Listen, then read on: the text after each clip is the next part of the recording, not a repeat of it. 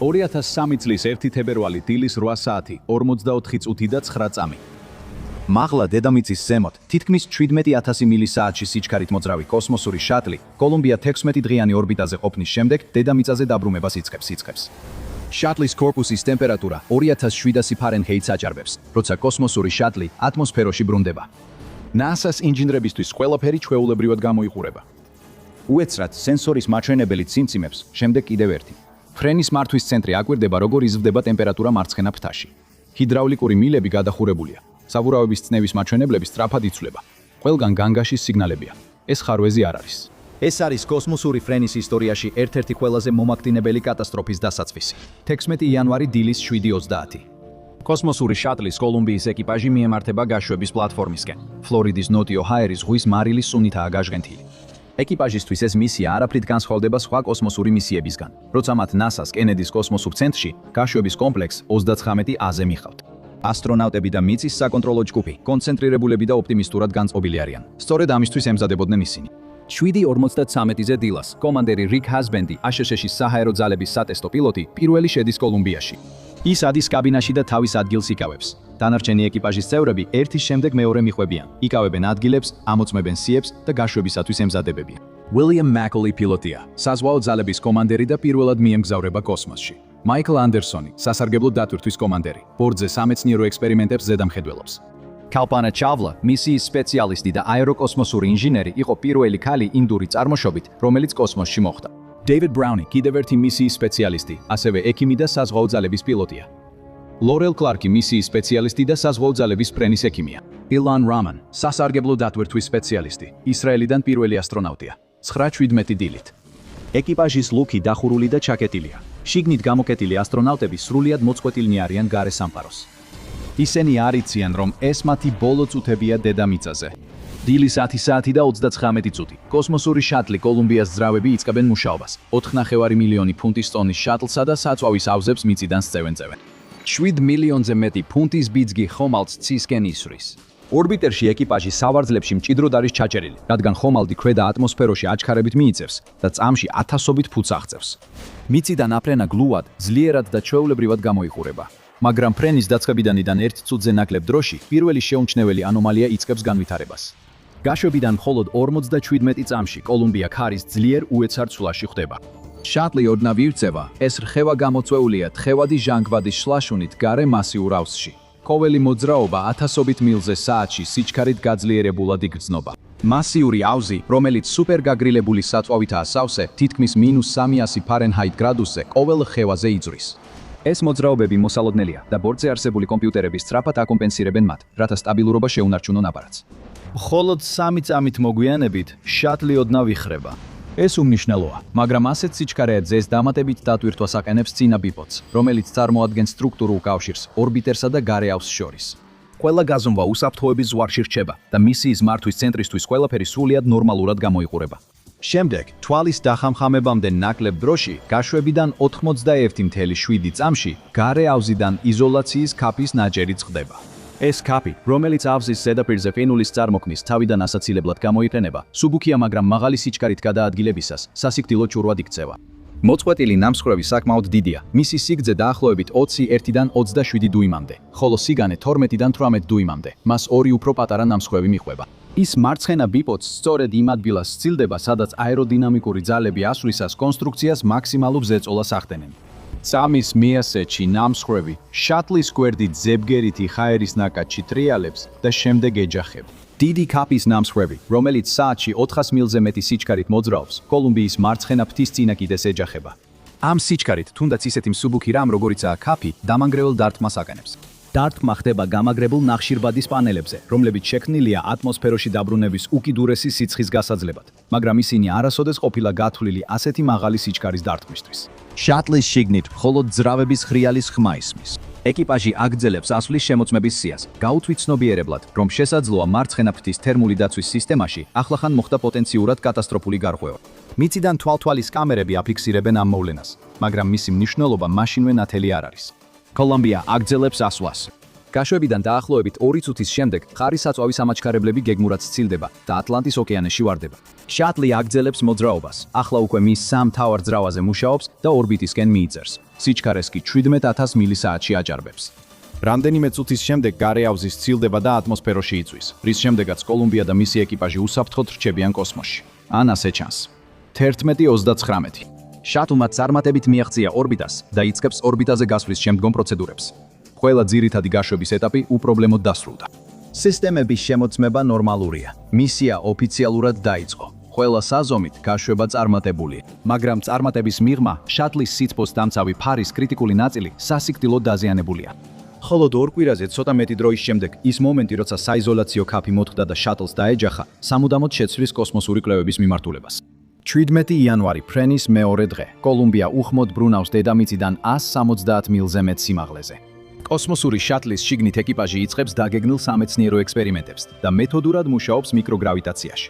მისია ზუსტად გეგმის მიხედვით მიმდინარეობს, მაგრამ შატლის გარეთ რაღაც არასწორადაა. ერთ მომენტში პატარა უხილავი ობიექტი კოლუმბიას შორდება. ეს რეალურ დროში არ დაუნახავთ, მაგრამ შემდგომი ანალიზი მიუთითებს, რომ ეს შეიძლება დაკავშირებული იყოს ადრინდელ ქაფის დარტყმასთან. შესაძლოა ეს იყო ფრაგმენტი, რომელიც თავად შატლიდან მოსწყდა. თუმცა როცა ასტრონავტები მუშაობენ, არც ერთ-ერთი განგაში არ ისმის. არც ერთი სენსორი პრობლემას არ აფიქსირებს და კოსმოსურ ხომალდში არანაირი ნიშანი არ არის იმისა, რომ რამე აკლია. შატლის ნაწილები ნელად ტრიალებენ და შორდებიან. კოსმოსის ვაკუუმში მოხვედრილები, სანამ საბოლოოდ დედამიწის ატმოსფეროში არ დაბრუნდებიან და მთლიანად არ დაიწვევიან მანამდე, სანამ ვინმე შეამჩნევს, რომ ისინი აკლია. ეს მომენტი შეიძლება იყოს პირველი ხილული ნიშანი იმისა, რომ გაშვებისას მიღებული დაზიანება მხოლოდ ზედაპირული არ იყო. თუმცა არავინ იცის, რომ ეს მოხდა. 23 იანვარი, ფრენის მერვე დღე. მისია სტაბილურ რიტმში გადავიდა. კოლუმბიაზე ეკიპაჟი ატარებს ექსპერიმენტებს, იწერს მონაცემებს და ემზადება საბოლოო სახლში დაბრუნებისთვის. დღეები ორგანიზებულია, სისტემები სტაბილურია და თვითონ შატლი, როგორც ჩანს, იდეალურადად მუშაობს. მაგრამ დედამიწაზე, NASA-ს საკონტროლო ოთახებში, ინჟინრები იწყებენ უფრო ყურადღებით დაკვირვებას რაღაცაზე, რაც აქამდე შემაშფოთებლად არ ჩანდა. ისინი ბრუნდებიან გაშვების კადრებზე, კონკრეტულად კი იმ მომენტზე, რომელიც აფრენიდან 91 წამში მოხდა. ამჯერად ისინი ყურადღებით აანალიზებენ მას, კადრი-კადრით ანელებენ. რაც დაინახეს, უგულებელყოფა რთული ხდება. დარტყმა აშკარაა, თუმცა ეს სრულიად უცნობი სიტუაცია არ არის. ქაფის ჩამოცვენა წინა მისიებზეც დაუფიქსირებიათ და იმ შემთხვევებში ეს სერიოზულ პრობლემებს არ გამოუწვევია. სწორედ ეს გამოცდილება განსაზღვრავს, როგორ აღიქვამენ ინჟინრები იმას, რასაც ახლა ხედავენ. მისიის მართვის ცენტრი ელექტრონულ ფოსტას უგზავნის კომანდერ რიკ ჰასბენს და პილოტ უილიამ მაკლს. მიმაგრებულია ნამსხვრევების დარტყმის ვიდეო და ოფიციალური შეფასება. შეტყობინების ტონი მშვიდია, თუნდაც დამამშვიდებელი. ის ადასტურებს, რომ გარე ავზიდან ქაფი ასვლის დროს ორბიტერს დაეცა. მაგრამ წინა მისიებზე დაბრუნებით, ინჟინრები აღსკვნიან, რომ სითბოს ფარის დაზიანებაზე შეშფოთების საფუძველი არ არსებობს. სხვა სიტყვებით მიიჩნევა, რომ შატლი უსაფრთხოა ატმოსფეროში დაბრუნებისთვის. ეკიპაჟი უყურებს ჩანაწერს. ისინი ისმენენ ახსნას და იღებენ მას. არ არსებობს მიზეზი, იფიქრონ, რომ ისინი საფრთხეში არიან. შატლი ნორმალურად მუშაობს. სამეცნიერო ექსპერიმენტები გეგმის მიხედვით მიმდინარეობს. კიდევ რა შეიძლება სურდეს ეკიპაჟს. თუმცა ეს მნიშვნელოვანი მომენტია კოლუმბიის მემკვიდრეობაში. პირველად გაშვების შემდეგ ეკიპაჟი აცნობიერებს, რომ ასვლის დროს რაღაც მართლაც მოხდა. მაგრამ, როგორც ნებისმიერი გაწვრთნილი ასტრონავტი, ისინი ენდობიან სისტემას და იმ ადამიანებს, რომლებიც დედამიწიდან უძღვებიან. რაც მათ არ იციან ისაა, რომ დამშვიდების საფუძველი მცდარია. მაგრამ ეს დარტყმა სხვების მსგავსი არ არის. დაზიანება ღრმად არის დამალული მარცხენა ფრთაში, დაფარული და უხილავია ყველა იმ ინსტრუმენტისთვის, რომელზეც ისინი ეკრდნობიან. და სულ რამდენიმე დღეში ატმოსფეროში დაბრუნებისას, სწორედ ეს ადგილი შეხვდება ლავაზე უფრო მაღალ ტემპერატურას. ეკიპაჟისთვის კი უკვე ძალიან გვიანაა. თუ ეს ისტორია ძლიერად მოქმედებს შენ 28 იანვარი, ფრენის მე-13 დღე. მისია დასასრულს უახლოვდება. ეკიპაჟი იწყებს დაბრუნებისთვის მზადებას. გადახედავს პროცედურებს, ალაგებს აღჭურვილობას და ემზადება სახლში დასაბრუნებლად თითქმის 2 კვირის კოსმოსში ყოფნის შემდეგ. ყველაფერი ნორმალურად გამოიყურება. სისტემები სტაბილურია, გრაფიკი სწორად მიმდინარეობს და როგორც ასტრონავტებისთვის, ასევე NASA-სთვის, კოლუმბია დაშვებისთვის მზადაა. მაგრამ ჯერ ეკიპაჟი შეგნებულად აჩერებს ყველაფერს და წუთიერი დუმილით პატივს მიაგებს. ისინი პატივს მიაგებენ NASA-ს 2 ყველაზე დამანგრეველი ტრაგედიის დროს დაღუპულებს. აპოლო 1-ის ხანძარს, რომელიც 1967 წლის 27 იანვარს მოხდა და ჩელენჯერის კატასტროფას, რომელიც 1986 წლის 28 იანვარს მოხდა. ეს მოვლენები სამუდამოდ ჩაიწერა ადამიანის კოსმოსური ფრენის ისტორიაში. კოლუმბიას შიგნით დედამიწის ზემოთ უხმოდ მოტივტივე ასტრონავტები კერძო სამახსოვრო ცერემონიას მართავენ. არც ერთი ძრავა არ ღრიალებს, არც ერთი ექსპერიმენტი არ ტარდება, მხოლოდ კოსმოსის სიჩუმეა. იმ მომენტში უთქმელი თანხმობა სუფევს. კოსმოსური ფრენა ყოველთვის რისკთან არის დაკავშირებული და ყოველი მისია წარსული დანაკარგების ტვირთს ატარებს. მათი თვალთახედვით კოლუმბია სამ დრეში სახლში დაბრუნდება. სამწუხაროდ რეალობა ისაა, რომ კოლუმბია და მისი ეკიპაჟი იმავე ტრაგიკული ისტორიის ნაწილი გახდებიან, რომელსაც ისინი პატივს სცემენ. 1 თებერვალი დილის 8 საათი 15 წუთი და 30 წამი დედამიწის ზემოთ კოსმოსური შატლი კოლუმბია ასრულებს დეორბიტაციის მანევრს. ეს არის ორბიტული მანევრების სისტემის ძრავების ზუსტი ჩართვა, რომელიც შატლს ოდნავ ანელებს, რათა ორბიტიდან გამოვიდეს და პლანეტისკენ დაშვება დაიწყოს. ამ მომენტიდან უკან დასახევი გზა აღარ არსებობს. კოლუმბია აღარ არის თავისუფლად მოძრავი თანამგზავრი, რამამგზავრი, რომელიც დედამიწას უვლის. ეხლა ის უკვე ვარსკვლავივით ეშვება ატმოსფეროს ზედა ფენებში, სიჩქარით, რომელიც 22-ჯერ აღემატება ბგერის სიჩქარეს. ეკიპაჟი უშეცდომოდ ასრულებს თითოეულ ნაბიჯს და შატლს სწორ პოზიციაში ატრიალებს ატმოსფეროში შესასვლელად. ისინი შატლის მუცელს წინ მიმართავენ, მზად არიან, რომ სითბოს მდგრადმა ფილებმა და გამაგრებულმა ნახშირბადის პანელებმა შეიწოვონ წინ არსებული გამანადგურებელი სიცხე. ყველა მოძრაობა უთვალავჯერ აქვთ დამუშავებული სებული სიმულატორებში, მაგრამ არც ერთი სიმულაციაცია ვერ მოამზადებთ მათ იმისთვის, რაც წინელით. 8.44 და 9 წამი. კოლუმბია დედამიწის ატმოსფეროს საზღვარს კვეთს წყნარი ოკეანის თავზე, 400.000 ფუტის სიმაღლეზე. ამ მომენტს ატმოსფეროში შესვლის ზღვარი ეწოდება და ეს არის უხილავი საზღვარი, სადაც დედამიწის ატმოსფერო იწყებს ზეწოლას ხომალდზე. დაშვება კონტროლირებადი ორბიტიდან მაღალი სიჩქარით ვარდნაში გადადის. უკვე ხახუნი ჰაერის მოლეკულებს ისე კუმშავს, რომ ისინი ნათებას იწყებენ და შატლის გარშემო გადახურებული პლაზმის გარსი წარმოიქმნება. ტემპერატურა იწყებს 1000-ობით ფარენჰეიტის გრადუსამდე აწევას. კოლუმბიის თერმული დაცვის სისტემა ფარი, რომელმაც ყველა მისიაზე უსაფრთხოდ დაიცვა, ახლა საბოლოო გამოცდას გადის. ეკიპაჟისთვის ყველაფერი ჩვეულებრივად ჩანს. ინსტრუმენტები ნორმალურად მუშაობს. შემოწმების სია როგორც მოსალოდნელი იყო, ისე მიმდინარეობს. შატლი ზუსტად მიხვება გამოთვლილ ტრაექტორიას. როცა შატლი კიდევ უფრო ეშვება, მისი კონსტრუქციის დატვირთვა ძლიერდება. Raintree-დან მხოლოდ 270 წამში მარცხენა ფრთის წინა კიდეზე მდებარე სენსორი აფიქსირებს დატვირთვას, რომელიც უფრო მაღალია ვიდრე ოდესმე ყოფილა წინა ფრენებზე. ეს მონაცემი ფიქსირდება მოდულურ დამხმარე მონაცემთა სისტემაში, რომელიც შემდგომი ანალიზისთვისაა განკუთვნილი.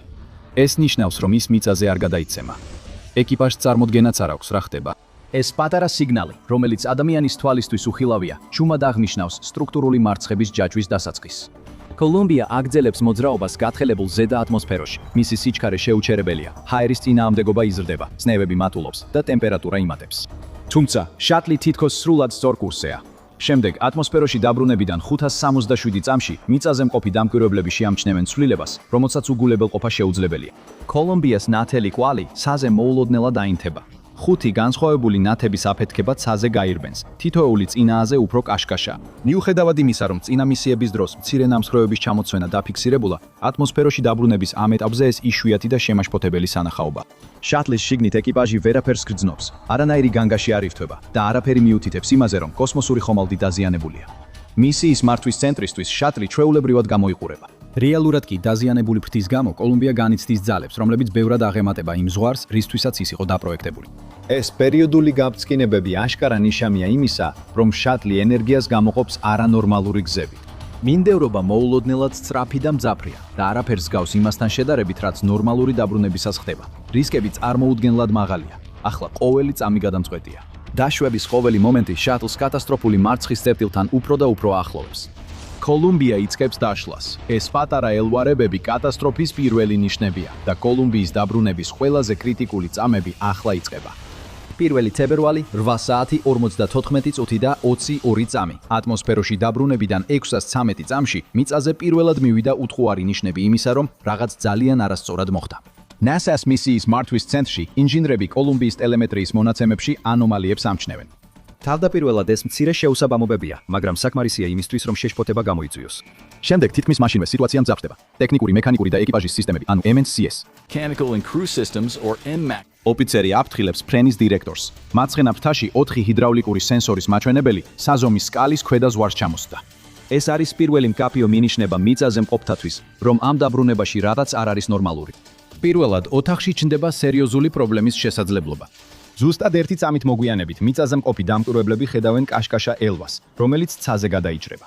რამდენიმე წამში, როდესაც კოლუმბია კალიფორნიიდან ნევადაში გადადის, კიდევ ერთი ელვა ჩნდება, რომელიც უფრო კაშკაშაა ვიდრე წინა და შეუძლებელია მისი უგულებელყოფა.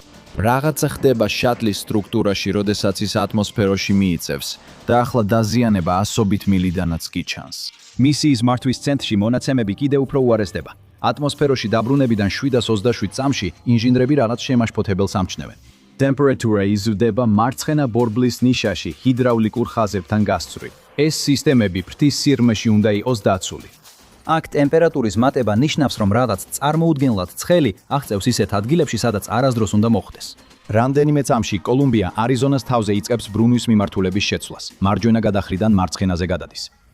ეს სტანდარტული მანევრია ატმოსფეროში დაბრუნებისას, რომელიც გამოიყენება სიჩქარისა და სითბოს განაწილების სამართავად. მაგრამ ეხლა, როცა დაზიანება შესაძლოა მარცხენა ფრთაზე ვრცელდება, ყოველი წამი დამატებით დატვირთვას აყენებს სისტემას, რომელიც უკვე მწყობრიდან გამოდის. შემდეგ მონაცემებში კიდევ ერთი ცვლილება ხდება.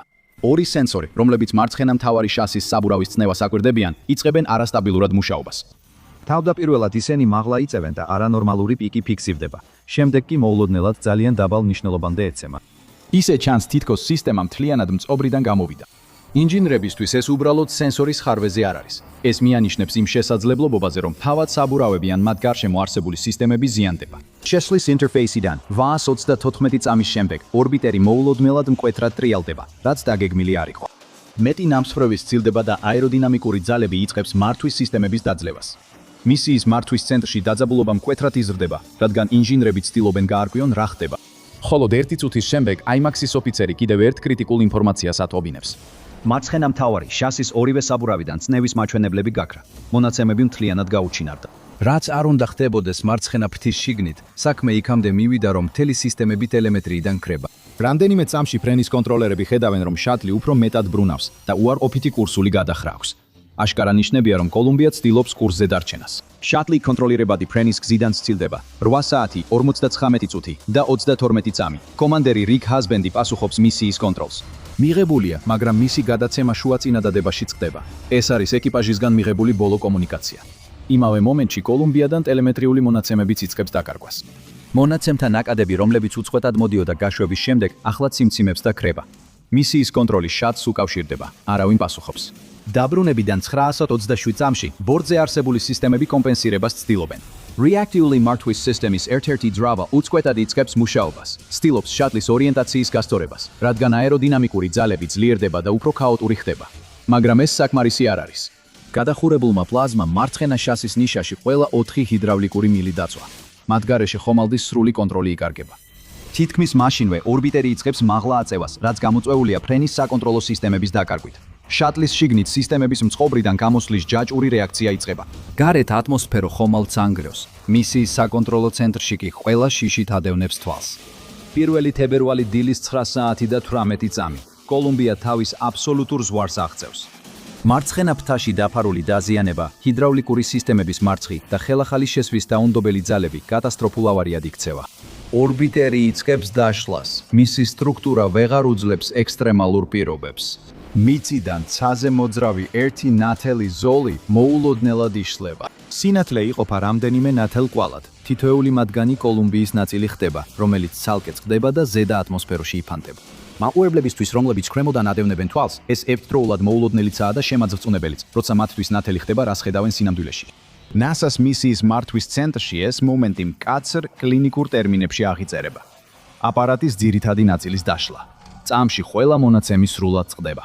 კოლუმბიადან არანაირი სიგნალი აღარ მოდის.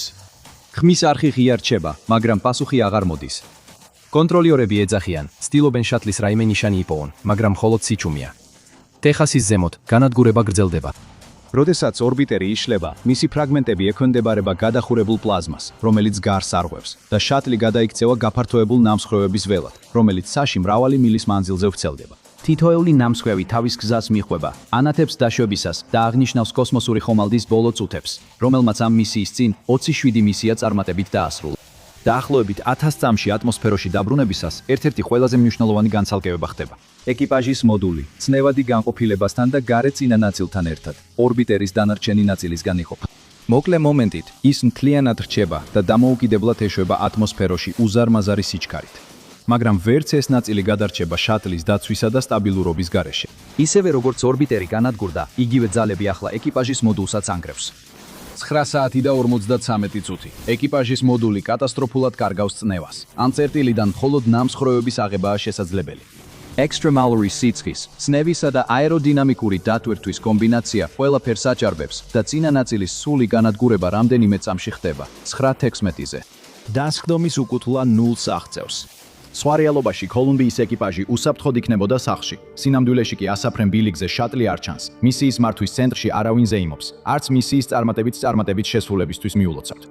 რამდენიმე წამში შესვლის ფრენის დირექტორი ლიროი კეინი იმ ბრძანებას გასცემს, რომლის გაცემაც იმ ოთახში არავის არასდროს სურს. დაკეტეთ კარები. კოსმოსური ფრენის საგანგებო მდგომარეობა ოფიციალურად გამოცხადდა და კენედის კოსმოსურ ცენტრში ამოღებისა და შეგროვების საკოორდინაციო ცენტრი გააქტიურდა.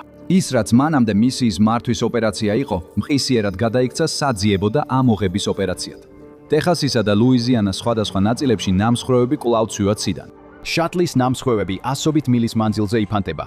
პირველი თებერვალი 13:15. Sean O'Keefe, NASA-ს ადმინისტრატორი, ერს მიმართავს. სევდიან სატელევიზიო განცხადებაში ის გამოხატავს ქვეყნის ღრმა ეროვნულ მწუხარებას კოლუმბიისა და მისი ეკიპაჟის დაკარგვის გამო და აცხადებს კოლუმბიის ავარიის გამოძიების საბჭოს შექმნას. მისი სიტყვები ფრთხილადაა შერჩეული, მაგრამ მათ უკან არსებული სიმძიმე აშკარაა. ეს მხოლოდ კოსმოსური ხომალდის დაკარგვა არ არის. ეს არის 7 ასტრონავტის, 7 გმირის, 7 ადამიანის დაკარგვა, რომლებსაც ოჯახები და მეგობრები ჰყავდათ, რომლებიც მათ სახლში დაბრუნებას ელოდნენ. კოლუმბიის განადგურების შემდეგ NASA-მ ერთ-ერთი ყველაზე მასშტაბური გამოძიება დაიწყო თავის ისტორიაში.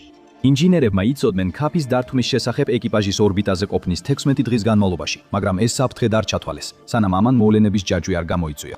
ნამსხვრევები ფართო ტერიტორიებზე იყო გაფანტული და 80,000-ზე მეტი ნაწილი იქნა აღმოჩენილი, მათ შორის ეკიპაჟის ნეშტიც, რომელიც DNA-ის ანალიზით ამოიცნეს. რამდენიმე წლის შემდეგ NASA-მ დაადასტურა, რომ ასტრონავტები სავარაუდოდ გადაურჩნენ საწყის დაშლას, მაგრამ ეკიპაჟის კაბინის დეპრესურიზაციის შედეგად რამდენიმე წამში დაკარგეს გონება. კოლუმბიის დაკარგვამ NASA-ს სამუდამოდ შეცვალა, რისკების შეფასებისა და უსაფრთხოების პრიორიტეტების გადახედვა გამოიწვია. მიუხედავად იმისა, რომ შატლი აღარ არსებობს, იმ ტრაგედიის გაკვეთილები დღემდე ხელმძღვანელობს თითოეულ მისიას, რათა ის არასოდეს იქნას დავიწყებული. კოლუმბია არ ყოფილა პირველი კოსმოსური ფრენის კატასტროფა, რომელიც პირდაპირ ეთერში გადაიცა. უყურეთ Challengeris კოსმოსური შატლის კატასტროფის ცუდობრივ ახსნას და ნახოთ, როგორ განვითარდა კიდევ ერთი ტრაგედია, ან დააწყაპონეთ ამ ვიდეოზე.